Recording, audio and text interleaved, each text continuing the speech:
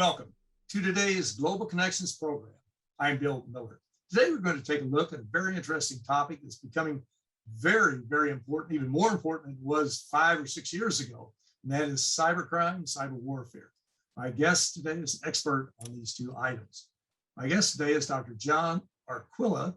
Dr. Arquilla is a distinguished professor emeritus of defense analysis at the United States Naval Postgraduate School. His interests extend from the history of irregular warfare to the strategic implications of the information revolution. His latest book is titled Bitskrieg, the New Challenge of Cyber Warfare. Dr. Arquilla, welcome to today's Global Connections program. Thanks so much, Bill. Good to be with you.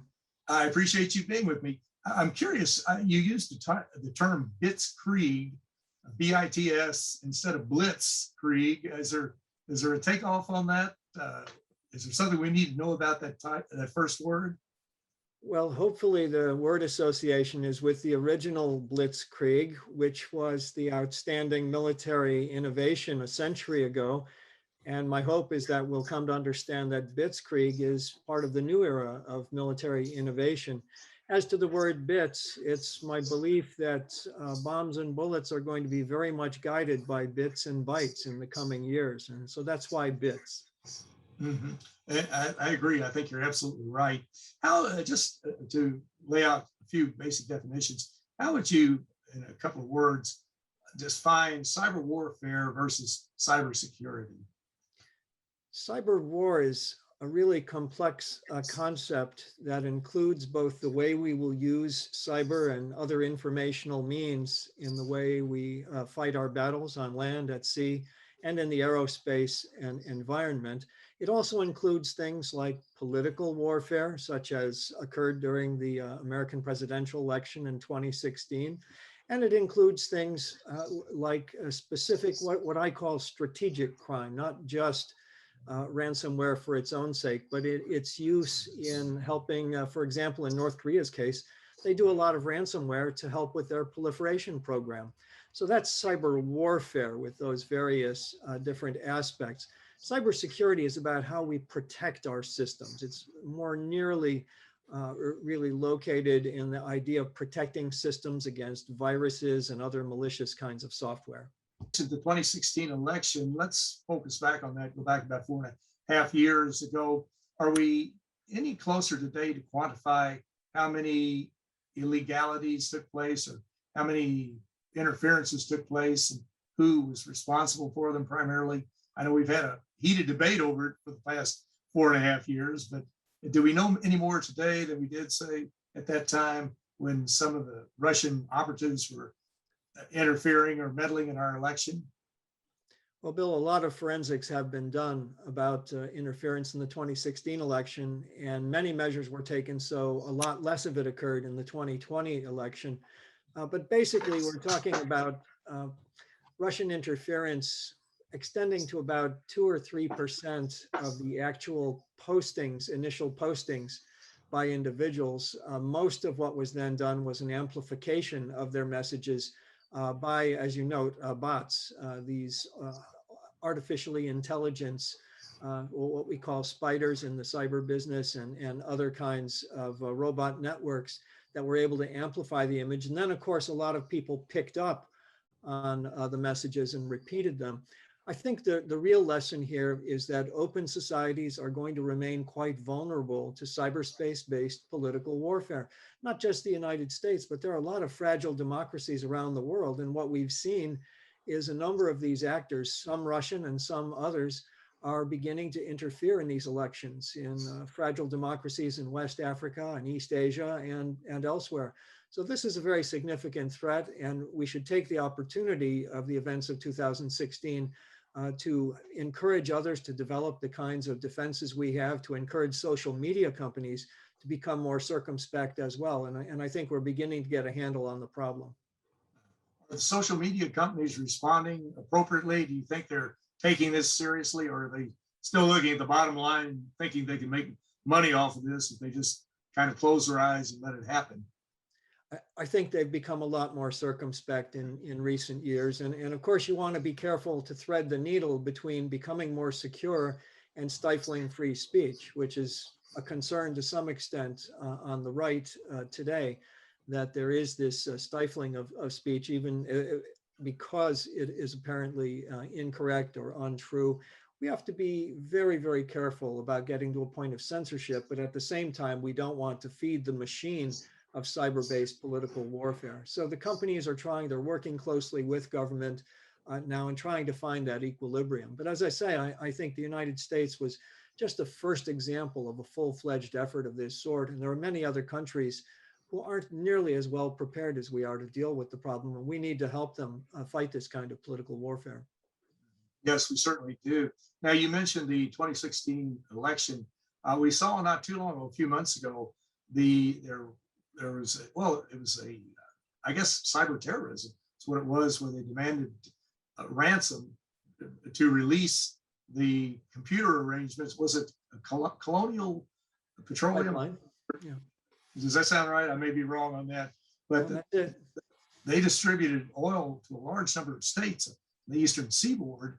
Have we learned much from that, as well as the 2016 elections, as to other things we need to do? Well, ransomware is a growing problem. It has been, as I note in my book, it's been on the rise for the past several years, and it's growing exponentially because it's pretty easy to do.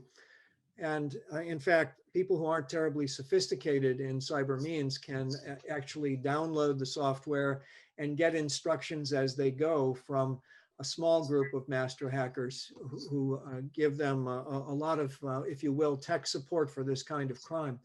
Now, why is it such a big problem? Well, we saw in Colonial Pipeline how they were able to cause a mass disruption along the East Coast in terms of what eventually were, gas supplies at gas stations. The problem there is that that pipeline is old technology, but it's connected to the web and the net.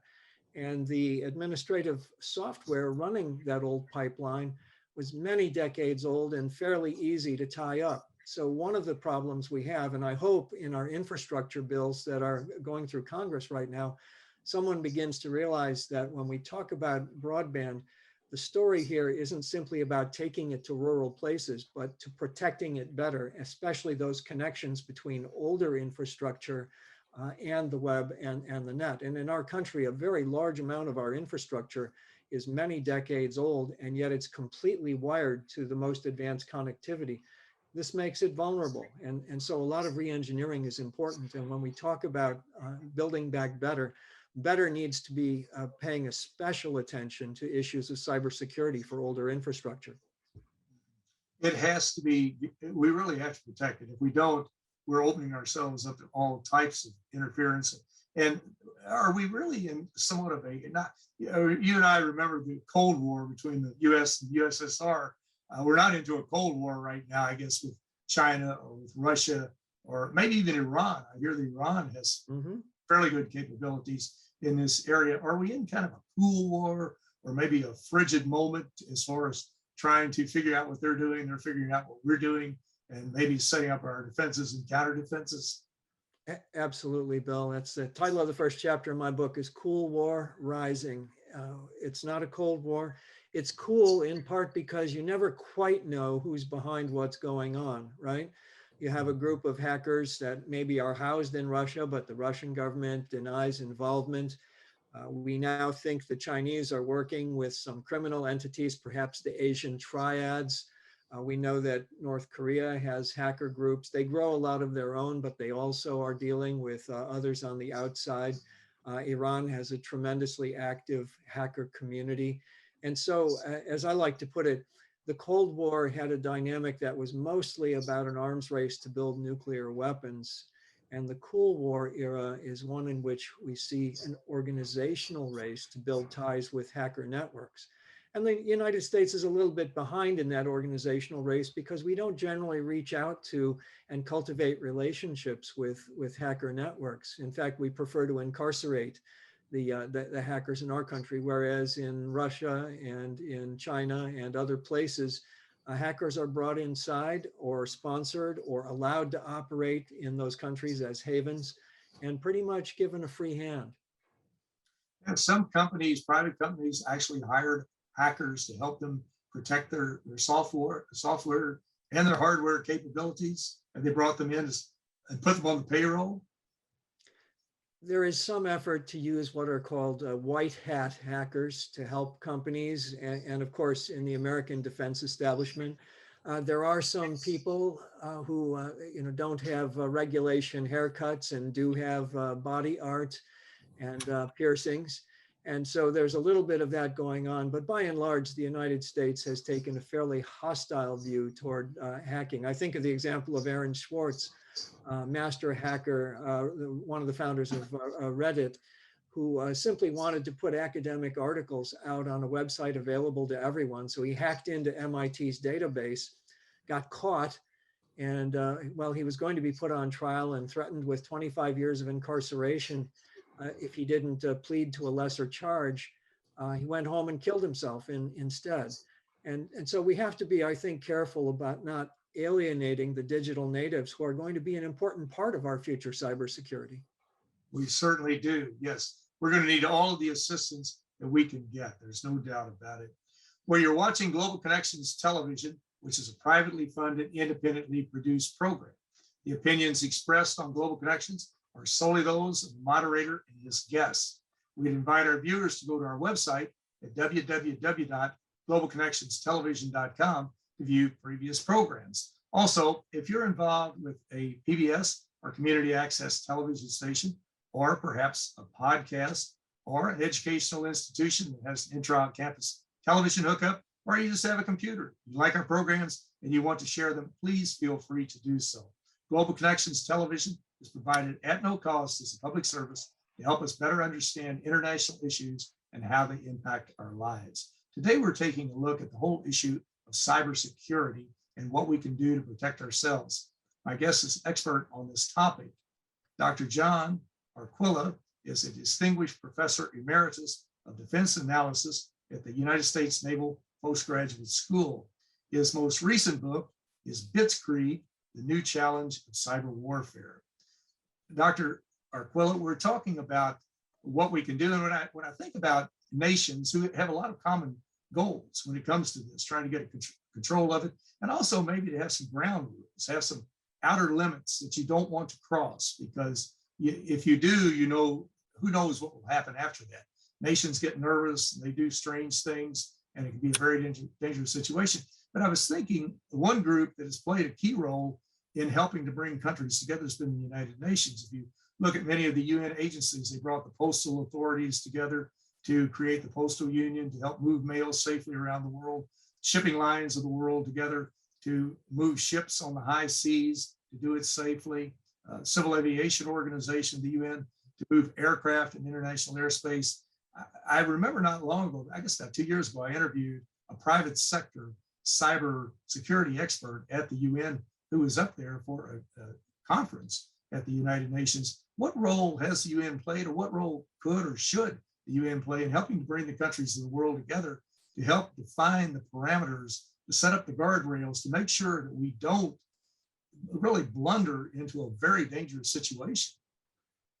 The UN has been involved for 25 years in efforts to achieve a kind of rules of the road for cyberspace. And this began almost immediately after the first meeting between American and Russian cyber experts. I was part of the American team in those discussions, and both we and the Russians agreed that some sort of rules of the road had to be crafted, should be brought before the United Nations. And oddly enough, as I note in my book, it was the United States that balked at the idea of imposing any controls. As I was told when I went back to the Pentagon to report on this meeting, well, the Russians only want to have some kind of limits on what you can do in cyberspace because we're so far ahead of them. To which my response was, well, we won't stay ahead. In any event, the Russians and a number of other nations went forward in the United Nations in, let's see, it was General Resolution 53/70, and the United States blocked it and continued to block any notion of cyber arms control really for quite some time, both under Democratic and Republican presidents. But in 2015, President Obama did meet with President Xi of China and raised the issue of a kind of behavior-based arms control in cyberspace. And President Xi agreed to further talks, and I understand those are going on quietly. And President Biden and President Putin have also recently discussed this when they met. So I think there's some hope for movement in this area. I'm glad you mentioned that, because that's been the downfall of many a leader, especially military leaders, who say, well, we're so far ahead, we don't have to worry about it. But how long will we be ahead? One never knows. And it's amazing how quickly this technology, as you know, is moving from country to country and can be adapted very quickly. But I was curious, in your book, before we run out of time, you mentioned AI Jane. Is that artificial intelligence Jane? And if that is, who is she and why is she important?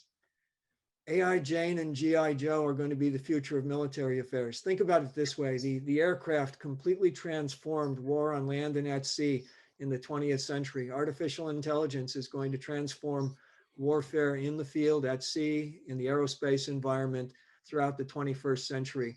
As I note in the book, we have some remarkable examples. We had a robot pilot go up against the best of the Top Gun pilots in 5 dogfights using the same aircraft, each one. And the robot won 5-0. And in fact, the human pilot didn't put a single hit on the robot. In another exercise at Fort Benning in December of 2019, AI was used to provide all the intelligence, surveillance, and reconnaissance for a force that was 1/3 the size of an attacking force. And it absolutely destroyed the attackers because it was able to use the information quickly.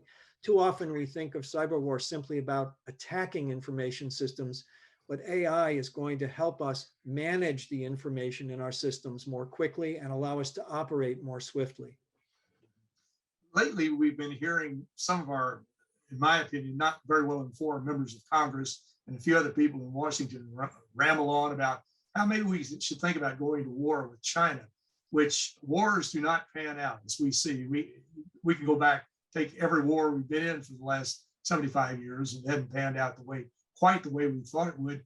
But some of the military specialists have said that China is really very advanced in this area. And some have even predicted that if we did, for some reason, go to war, that they could knock out our eyes and our ears. They could knock out our telecommunication system. We'd have jets flying out over the Pacific, ships wandering around. They wouldn't know where they were going. Is that actually a possibility? I don't know how far ahead they are, or if they could even do it, but it certainly doesn't seem like it's in the realm of an impossibility. I think these concerns reflect the fact that information systems are going to be primary targets in the next shooting war. And we're not just going to be shooting bombs and bullets, we're also going to be hurling bits and bytes of information. And yes, I think the disruption of these systems can have a profound effect on our combat capabilities. And, back in the era of Blitzkrieg, one of the things they tried to do with the Stuka dive bombers was to knock out communication so the opponent couldn't react quickly enough. The same thing is going to be done in the next war with hacking of information systems. And I think it's going to be profoundly powerful in its effects on the future of warfare. What do you think, as we're talking about this, as you look into your crystal ball, or you've studied this for many years, decades perhaps, what is the worst case scenario that you could think of that could possibly arrive, that we either wanted to happen or we bungled into it by accident, which seems to be the way we do a lot of our defensive actions. But what is the worst case scenario? I think the most difficult challenge we would face would be if some kind of fighting occurred again on the Korean Peninsula. Let's assume that the proliferation crisis turns into a conflict and the North Koreans decide not to invade all of the South, but just to drive south 50 or 75 kilometers, surround Seoul, surround the American forces in the Chorwon Valley, threaten to escalate with a nuclear weapon if we decide to try to roll them back. And at the very start of all this, they begin by frying all of the information systems with electromagnetic pulse, which can be detonated either with a high altitude nuclear burst or by other means that I'm not really allowed to speak about. But losing our information system from the start would allow this physical campaign to be undertaken quite easily over there. And it seems to me that this would be profoundly destabilizing in the world, to our relations with China. Remember, we got into war with China in the first Korean War as well. And so I think we need to be paying very close attention to this, to hardening our information systems. And of course, the diplomacy involved here is very important. But we also have to realize that North Korea is a first-rate cyber power, and we have to think very closely about how to counter that element of any offensive that they might take. I'm glad you mentioned that, because I mentioned Iran a minute ago, but you're right. The North Koreans, you wouldn't think they would be, but they certainly are very advanced. What role are other powers, or not real major powers, but minor powers, such as Israel or countries like that? Perhaps India may be advanced in this, I don't know. But what role could they play in all of this? I think in terms of advances in information systems, in cyber warfare capabilities, certainly the Israelis are absolutely top notch. I'm glad you raised India as a topic. We had an exercise with them, an Air Force to Air Force exercise some years ago. And the Indians, it turned out, did very well, because they made better use of their information systems, and they were able to outmaneuver us pretty well in that exercise. So much so that, in fact, they continued the exercise, but then blended the teams so that there were both American and Indian pilots on each team. So India is very sharp in this area. Both France and Britain are moving ahead as well, skillfully. But let me just put it out there. The Russians are absolutely superb. They run an exercise fairly routinely called Zapad West, where the adversary is.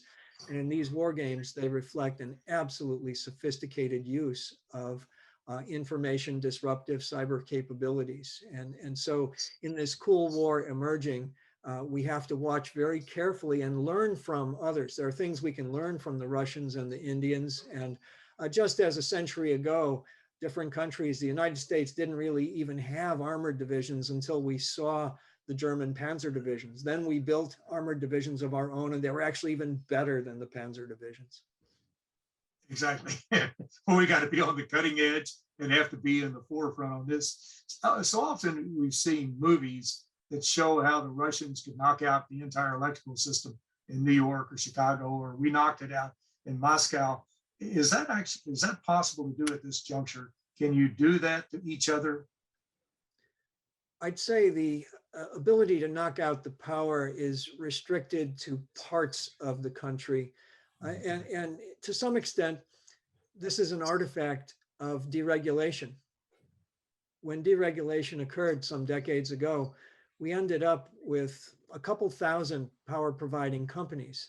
And we have a lot of automated systems, what are called SCADA systems, that automatically, system control and data acquisition systems, that automatically share power. When someone else needs a great deal more, it gets it from the system.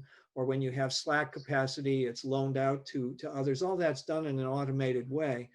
And what that means is the interconnectivity. If any of those a couple thousand companies is penetrated by a hacker, it allows the hacker to get in and disrupt a significant part of the system. So yeah, and again, a lot of that infrastructure is older. Here in California, where I am, Pacific Gas and Electric has a lot of old infrastructure that's involved with the fires that are going on, but that old infrastructure also makes it very vulnerable to these hacks. So again, when we do our infrastructure builds and hopefully build back better, one of the things we have to think about is not just the efficiencies of these automatic sharing software, tools that we're using, but we also have to think about how to minimize the vulnerabilities that come with that kind of automation. Well, in our last 30 seconds, do you have a message? Is there something that we need to think about doing? I know we need to learn more about this, obviously, but is there a parting message that we need to consider when it comes to this? Because this is a major challenge. For all the talk about cyber warfare, there's also the possibility of cyber peace. Now, we saw this happen with weapons of mass destruction, from nuclear weapons to the behavioral basis of chemical and biological weapons conventions. We can make agreements. We can set the guardrails and the rules of the road in cyberspace. And I think this is an urgent need, and it creates this possibility, not just of cyber war, but cyber peace. That is a perfect way to close it. And as Winston Churchill said, it's better to jaw than war. And that makes a case too for the United Nations, the importance of the UN and for the countries of the world to come together, because if this thing starts and gets out of control, we will all suffer without a doubt. But Dr. John Arquilla, I want to thank you so very much for a very interesting and a very informative program. Thank you so much for this opportunity, Bill. My pleasure. I am Bill Miller. Thank you for joining us today on Global Connections Television.